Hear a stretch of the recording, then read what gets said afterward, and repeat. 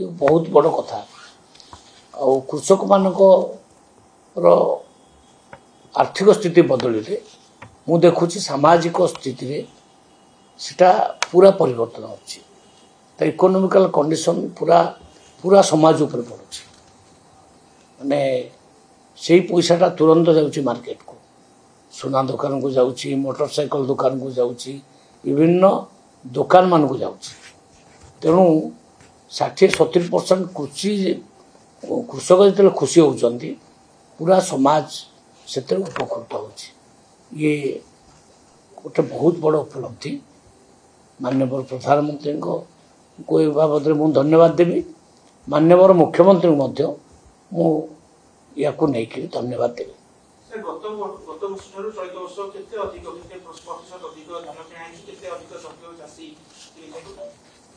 आपन देखुना आपणकर गत वर्ष 58 लाख मेट्रिक टन किणागला ए वर्ष 74 मेट्रिक टन लक्ष मेट्रिक टन ता माने केते हेगला आपणकर 16 लाख मेट्रिक टन अधिक धान किणागला माने परसेंट हिसाब कर देखिए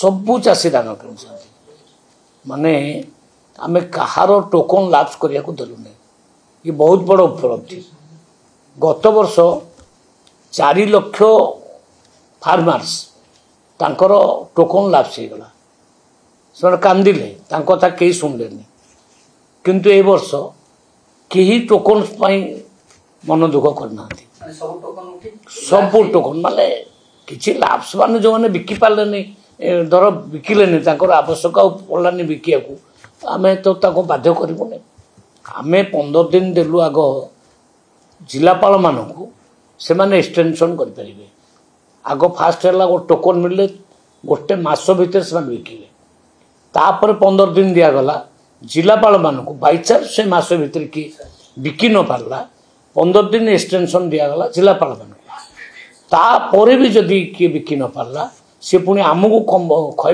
खबर दबा परे कंप्लेन दबा परे आमे ताकू एठू पुणी ऑर्डर करेकरी जिलापाल मानक पाखु लेटर गला जे ना मानक कृषक मानकर लाप्स हो जाऊँचे आप नियंतु तेणु कौन सी कृषकर आमे लाप्स करने को देलु ना तेणु प्राय 17 लाख कृषक 17,50,000 कृषक रजिस्ट्रेशन करते प्राय 17 लाख कृषक एथरक धान बिकिचंती ये बहुत बड़ उपलब्धि आ बड़ जिनस पैसाटा मासे 1.5 मास 2 मास पर मिले पैसाटा 48 घंटा भितर पहुँच जाए पैसा अकाउंट को सेटा बहुत बड़ उपलब्धि तेणु कृषक मानक आमे सब प्रकार सहयोग करने चेष्टा कर भावुची कृषक माने अत्यंत खुशी अच्छा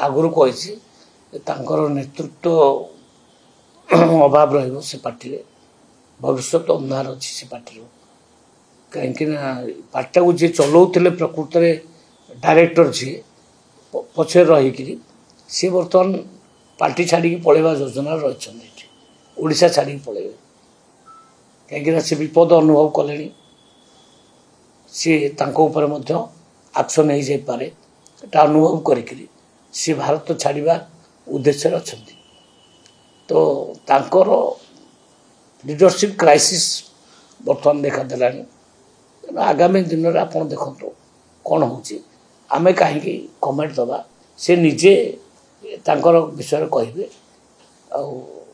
भविष्य अंधार निश्चित भाव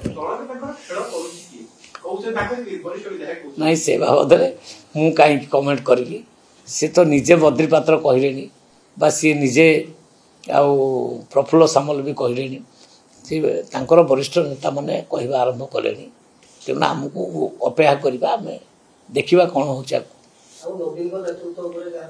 କାହାର ଭରସା ନାହିଁ, କାରଣ ତାଙ୍କର ବୟସାଧିକ କାରଣରୁ ସେ ଆଉ କୁଆଡ଼େ ଯାଇପାରିବେନି। ଆଉ ସେ ବି ଯାଇପାରୁନଥିଲେ ବୋଲି ପାଣ୍ଡିଆନକୁ ପଠାଉଥିଲେ। ପାଣ୍ଡିଆନ ହେଲିକପ୍ଟର ଧରିକିରି ସାରା ରାଜ୍ୟ ବୁଲୁଥିଲା ଏବଂ ସେ ମନ୍ତ୍ରୀ ଏମ୍ଏଲ୍ଏଙ୍କୁ ମଧ୍ୟ ଷ୍ଟେଜ ଉପରେ ବସିବାକୁ ବି ଦେଉନଥିଲା। ଏକୁଟିଆ ଷ୍ଟେଜ ଉପରେ ରହିକି ଭାଷଣ ଦେଉଥିଲା ସେ ତାମିଲନାଡୁ ଷ୍ଟାଇଲରେ। ତ ତାର ଲକ୍ଷ୍ୟ ଥିଲା ଯେ ଏଇଥରକ ବିଜେଡ଼ି ଜିତିଲା ପରେ ସେ ନିଜେ ମୁଖ୍ୟମନ୍ତ୍ରୀ ହେଇଯାଇଥାନ୍ତା। ସେ ନିଜେ ମୁଖ୍ୟମନ୍ତ୍ରୀର ସ୍ୱପ୍ନ ଦେଖୁଥିଲା, କିନ୍ତୁ ସେ ଓଡ଼ିଶା ମାଟିକୁ ଜାଣିପାରିନି। ଓଡ଼ିଶାର ଲୋକମାନେ ବହୁତ ବିଜ୍ଞତାର ପରିଚୟ ମଧ୍ୟ ଦେଇଛନ୍ତି। ତମେ ଓଡ଼ିଶାକୁ ଲୁଟ୍ କରିକି ପଳେଇବ, ସେଟା ଚଳିବନି। ଆଜି ଆକ୍ସନ୍ ନିଆହେଇଛି, କାଲି ନିଆହେବ। କାହାକୁ ଆମେ ଛାଡ଼ିବୁନି, କାହାକୁ ଛାଡ଼ିବୁନି। ଓଡ଼ିଶାକୁ ଯିଏ ବି ଲୁଟିବାକୁ ଚେଷ୍ଟା କରିବ ତାକୁ ଆମେ ଛାଡ଼ିବୁନି। ତେଣୁ ସେ ପାର୍ଟିର ଭବିଷ୍ୟତ ନିଶ୍ଚିତ ଭାବରେ ଅନ୍ଧାର ଅଛି।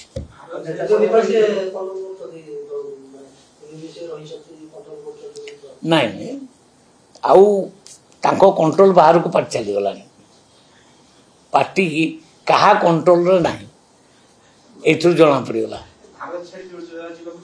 ହଁ, ଆମେ ଶୁଣୁଛୁ ଯେ ତାଙ୍କର ସେଠି ପଳେଇଯିବା ଯୋଜନାରେ ଅଛନ୍ତି। କାହିଁକିନା ସେ ଯେଉଁ ଲୁଟ୍ କରିଛନ୍ତି ତାଙ୍କ ଉପରେ ମଧ୍ୟ ଆକ୍ସନ୍ ଆଜି ନାହିଁ ତ କାଲି ନିଆଯିବ।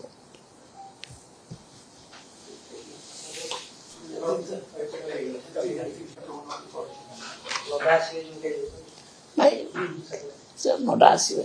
ଆମର 11, 12, 13 ଆମେ ଗୋଟେ ଟ୍ରେନିଂ ଚାଲିବ। ସେ ଟ୍ରେନିଂ ଆସିବେ ଏବଂ ପୂର୍ବରୁ ସମସ୍ତଙ୍କ ସହିତ ଭେଟିଥିଲେ, ପୁଣି ପ୍ରଶିକ୍ଷଣ ବର୍ଷେ ଯେହେତୁ ପୁରୁଛି, କାହାର ଉପଲବ୍ଧି କ'ଣ ମନ୍ତ୍ରୀମାନଙ୍କର, ବିଧାୟକମାନଙ୍କର, ସେ ନେଇ କ'ଣ ମନ୍ତ୍ରୀ ଆଉ ବିଧାୟକମାନଙ୍କୁ ସେ ବିଭିନ୍ନ ଟ୍ରେନିଂ ମଝିରେ ମଝିରେ ଆମର ଦିଆଯାଏ। ଏଇଟା ପାର୍ଟିର ମାନେ ଗତାନୁଗତିକ କାର୍ଯ୍ୟ। ଏଥିରେ ଆମେ ଆହୁରି କିଛି ଶିକ୍ଷା ଲାଭ କରୁ। ସେଇ କାର୍ଯ୍ୟ 11, 12, 13 ଚାଲିବ। ସେଇଥିରେ ମାନ୍ୟବର ଆମର ରାଷ୍ଟ୍ରୀୟ ଅଧ୍ୟକ୍ଷ ଆସୁଛନ୍ତି। କୋଅର୍ଡିନେସନ ଗୋଟେ କେନ୍ଦ୍ର ରାଜ୍ୟ ଡବଲ ଇଞ୍ଜିନ ସରକାର ଲୋକଙ୍କ ପାଖରେ କେମିତି ପହଞ୍ଚିବ, ଯୋଜନା ସକ୍ସେସ୍ କେମିତି ହବ, ସେ ନେଇକି ବି ବହୁତ ଗୁଡେ କଥା କହିପାରିବେ। ହଁ, ନିଶ୍ଚୟ। ସିଏ ଆମକୁ ମାର୍ଗଦର୍ଶନ କରାଇବେ, ସେ ଆମକୁ କିଛି ଜ୍ଞାନ ଦେବେ, କେମିତି ସରକାର ଚଲେଇବ, କ'ଣ କରିବ, ଡିଟେଲ ଆମେ କିଛି ଶିଖିବୁ। ଆମେ ଶିଖିଲେ ତ ପୁଣି ଆଗକୁ କାମ କରିବୁ ନା।